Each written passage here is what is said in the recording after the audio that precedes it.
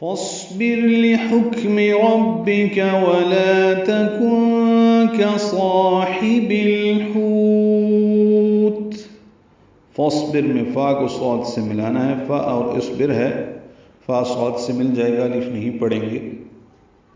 صاد ساکن ہے، اس پہ سانس جاری رہے گی پڑھتے ہوئے. فاصبر، بیر میں را باریک ہے، صاد پر ہے، حروف مستعلیہ میں سے. لحکم، لام کو جلدی ادا کریں گے، ہا وسط ہلک سے ادا کریں گے. کاف ساکن ہے، اس پہ بھی ہمس ہے جیسے صاد پہ ہمس ہے.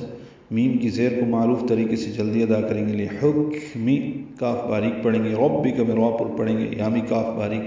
ولا، لا الف مدہ ہے.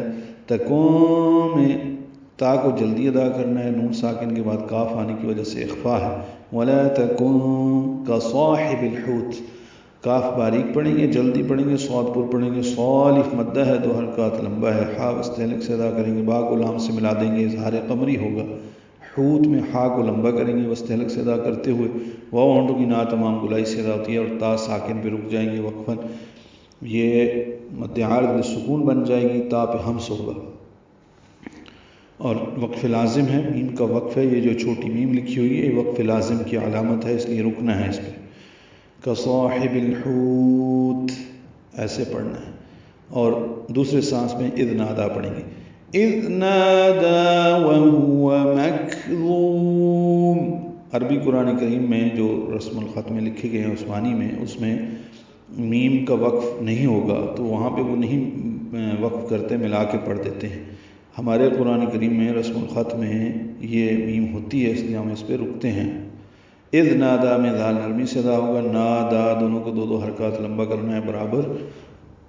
یا نہیں پڑھیں گے. وہو جلدی ادا کریں گے. مکظوم، کاف ساکن ہے، باریکی نرمی سے پڑھیں گے.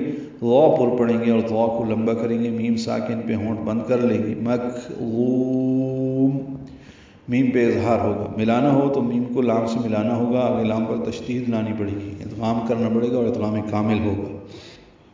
پس آپ اپنے رب کا فیصلہ صادر ہونے تک صبر کریں، اور مچھلی والے کی طرح نہ ہو جائیں جب اس نے اپنے رب کو پکارا تھا اور وہ سخت مغموم تھا.